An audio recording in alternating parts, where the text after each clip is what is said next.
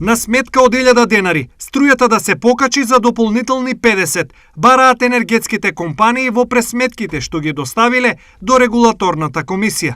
МЕП собара зголемување на својата услуга за 143%, електродистрибуција за дистрибуција бара зголемување за 0,95%, а МЕМО бара зголемување на својата услуга за 45%. Стои во барањето што енергетските компании ги испратија до регулаторна.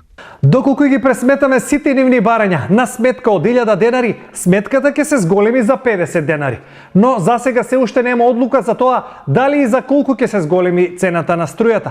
Тоа би требало да се знае до средината на овој месец. Не можеме сега да кажеме дали ќе има поскапување на цената на електричната енергија, но конкретно на наредната недела ќе знаеме. Вели председателот на регулаторната комисија за енергетика Марко Беслимовски.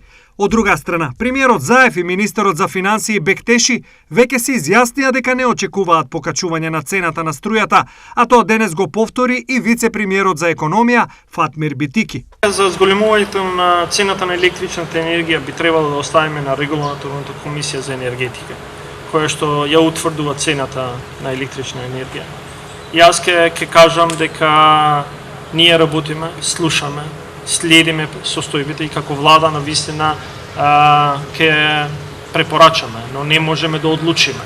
Регулаторната комисија за енергетика одлучува за цената да нема зголемување на електрична енергија. Наместо покачување, денес на пресконференција транспортерите и градежниците побараа намалување на цената на струјата.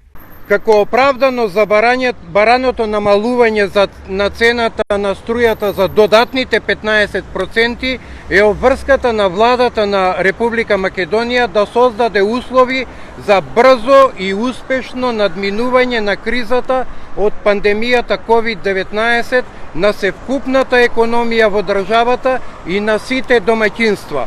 На 16 јуни јавно ќе го повикаме македонскиот народ и сите граѓани на револуционерна граѓанска непослушност.